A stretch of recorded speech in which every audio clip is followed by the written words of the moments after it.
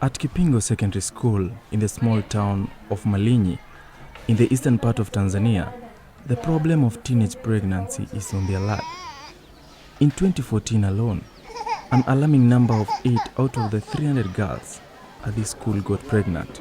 The lives of these young mothers are of course turned upside down by these events. Too young and with the fathers missing, they have to raise their offspring on their own. No longer allowed to attend school, they are forced to stay at home and work to help support their families. 16-year-old Sauda Muhumba gave birth to her daughter last year, and since then, she's struggling to fulfill the role of a good mother. I had hoped that I could become a nurse and help my parents with an income. However, by now, my dreams are shattered.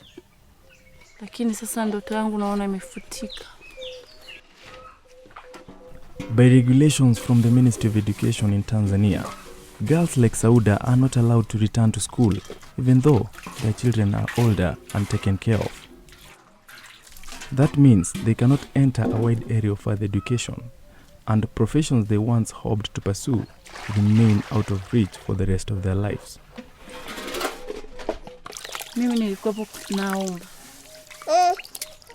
It is my wishes that the regulations are reversed to enable me go back to school.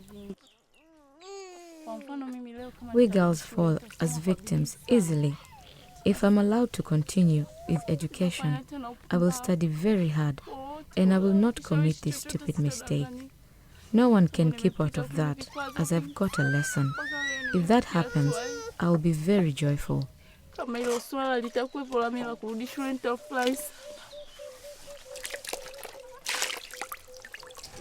Sauda's father is also heavily affected by his daughter's fate. His dreams are shattered as well.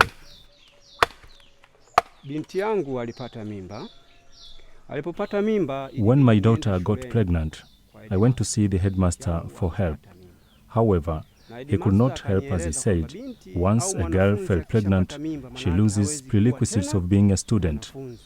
Then I asked him for an advice, but I failed to get any. My daughter had to stay at home.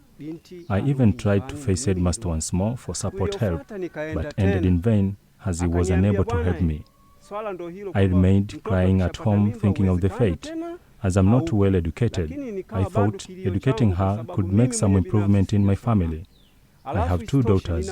One is mentally handicapped, and my hope was on this girl who unfortunately became pregnant and regulations prevents her from schooling. I'm really troubled. I'm not educated, and my hope was on her. I didn't want her to be ignorant like me.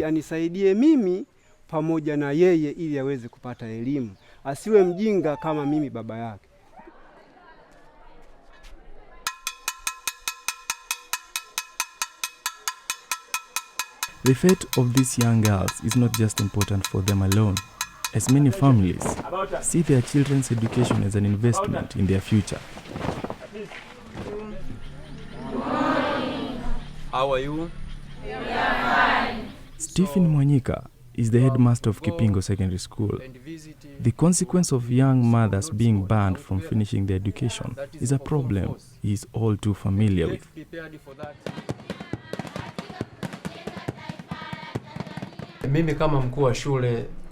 As the headmaster, I don't have powers to reverse the principals and call the girls back to school after giving birth.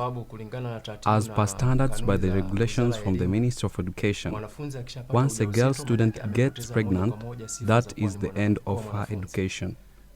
As a person, it pains me to see the girls suffering, but I can't do anything. Baina Maganga also has a teenage daughter who was forced to leave school. She's still shaken when she remembers the period of her daughter's pregnancy. My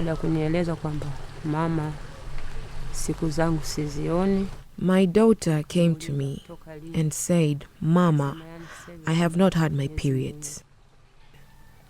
I asked her for how long she had the experience. She replied she had the feeling 2 months. I sent her to the school for permission and went to the hospital for a test.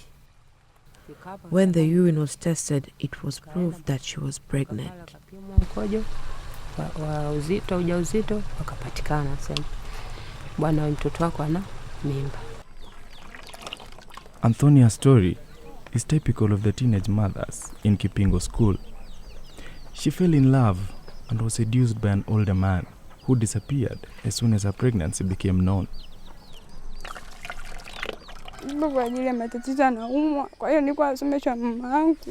After my father became sick, my mother struggled very hard to pay my school expenses. It was a big task for her buying all requirements. I can say I was very lucky my mother sacrificed a lot to enable me to go to school.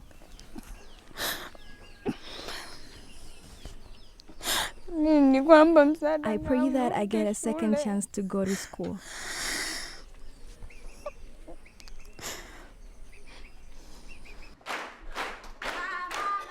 District Capital Mahenge, the Commissioner Christina Mdeme is well aware of the high number of teenage pregnancies in the area.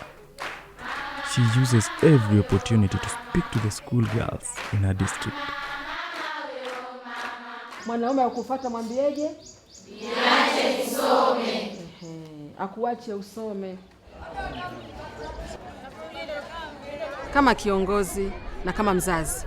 As a leader and a parent, it hurts me a lot to see these girls have their dreams cut because of pregnancy.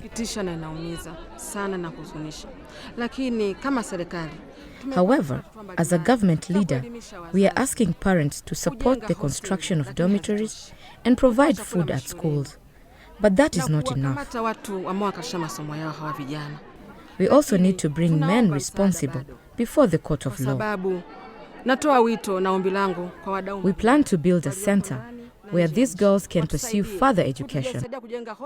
We call upon our people and companies to help us. Kwa hiyo mtu yote mwenye uwezo, shirika lolote au kampuni yoyote, tunamkaribisha atusaidie kujenga shule maalum kwa watoto wenye ujauzito. Back in Malinyi, Headmaster Mwanyika does not only count on educational but also practical measures to better supervise the girls at his school. Kwa ushauri wangu, nilifikiri kwamba it is my opinion that building a dormitory could check this problem. We started a project on dormitory construction in 2010 under government sponsorship.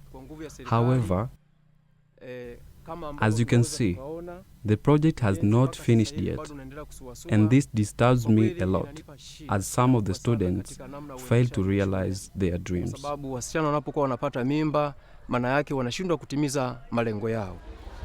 More must be done to reduce the high number of schoolgirls' pregnancies in Tanzania.